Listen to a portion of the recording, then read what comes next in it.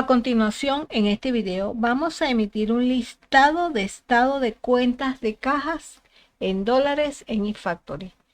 Ingresamos al sistema administrativo, buscamos el módulo de tesorería, reportes, movimientos de cajas.